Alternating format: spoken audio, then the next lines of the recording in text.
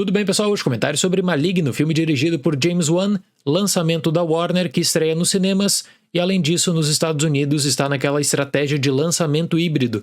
Também chegou no catálogo do HBO Max.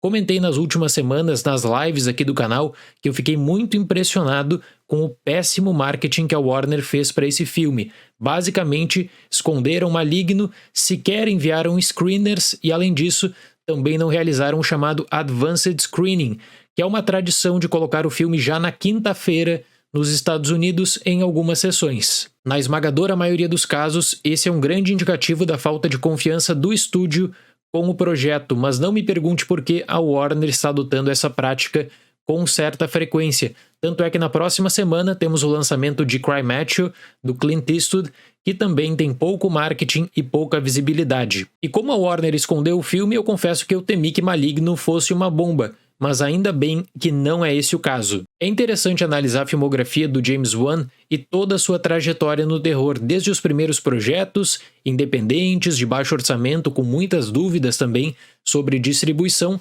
até essa expansão do terror de grande orçamento, todo esse universo construído a partir de Invocação do Mal. As produções do James Wan conseguiram expressivos resultados de bilheteria, acabaram sim inspirando vários realizadores que trabalharam no terror, especialmente nos Estados Unidos nos últimos anos, assim como tivemos casos também de diretores que decidiram copiar descaradamente o estilo do James Wan. Maligno é um projeto diferente porque ele não tem vinculação com uma grande franquia do terror e, por incrível que pareça, está cada vez mais raro encontrar grandes estúdios dos Estados Unidos financiando filmes desse tipo. Eu penso que por causa disso, o Wan tem mais liberdade para conseguir fazer referências que provavelmente não desenvolveria de forma satisfatória em um longa do universo Invocação do Mal.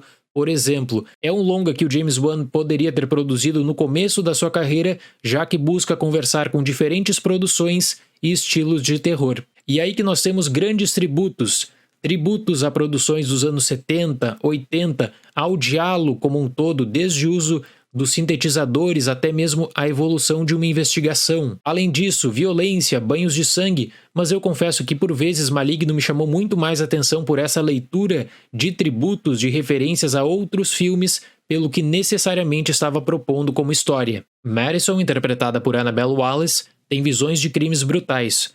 Ela fica paralisada durante os assassinatos e logo descobre que os casos podem ter alguma ligação e envolver uma misteriosa entidade. Não vou avançar mais do que isso por causa dos spoilers, mas pessoal, gostei muito mesmo da atuação da Annabelle Wallis e também da forma precisa como James Wan consegue capturar no rosto da atriz todo o pânico que envolve a Madison, de diferentes formas. Um trauma inicialmente por um crime que lhe envolvia, dúvidas quanto ao seu próprio passado por memórias inexistentes, e além disso, o medo do que poderia acontecer durante o desenrolar de uma investigação. Logo na introdução, somos apresentados a um caso grotesco que aconteceu em 1993 para depois passar para a Seattle contemporânea.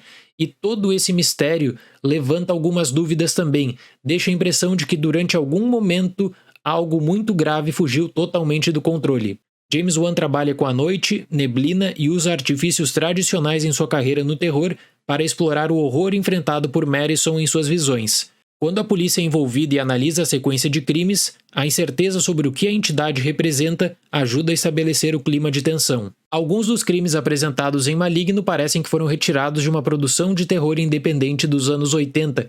Isso estimula também o público a fazer referências a outros filmes clássicos do gênero. Outro ponto importante que eu aprecio muito é que o James Wan teve mais liberdade com o trabalho da violência, sem precisar se preocupar com a classificação indicativa do filme. Isso acabou se tornando muito raro nos últimos anos da sua carreira. Eu creio que a articulação gráfica é muito boa.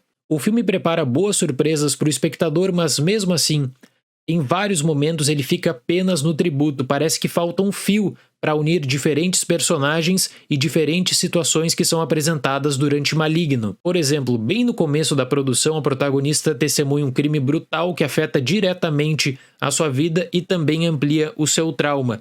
Mesmo com relações familiares, isso tudo é desperdiçado e sequer é mencionado durante o restante da rodagem de Maligno. O mesmo eu poderia aplicar para o rumo da investigação e nem dá para mencionar que a produção não quer se levar a sério. Por vezes ela ameniza propositalmente o tom para que uma grande surpresa e reviravolta tenha mais força nessa história. Mas no meio disso tudo, alguns elementos perdidos, desde uma perseguição até memórias do passado da protagonista. Mas eu deixo a minha recomendação. Uma pena que a Warner não trabalhou bem com o marketing de Maligno, que eu acredito que vai acabar se tornando muito mais uma opção de catálogo no HBO Max no futuro. Então, para Maligno, nota 7. Um ponto que eu destaco muito de Maligno é como o James Wan trabalha com elementos pré-estabelecidos no imaginário do espectador que acompanha filmes de terror, como por exemplo, um movimento sem explicação ou uma TV sem sintonia. Quem acompanha terror, quem acompanha James Wan, provavelmente tem uma pista de como isso seria aproveitado na história. A grande diferença é que durante boa parte da rodagem, Maligno omite a natureza da ameaça a partir do rosto oculto, e aí fica já a boa atuação mencionada da Wallis, um grande complemento. Certo, pessoal? Muito obrigado pela atenção, até o próximo vídeo e tchau!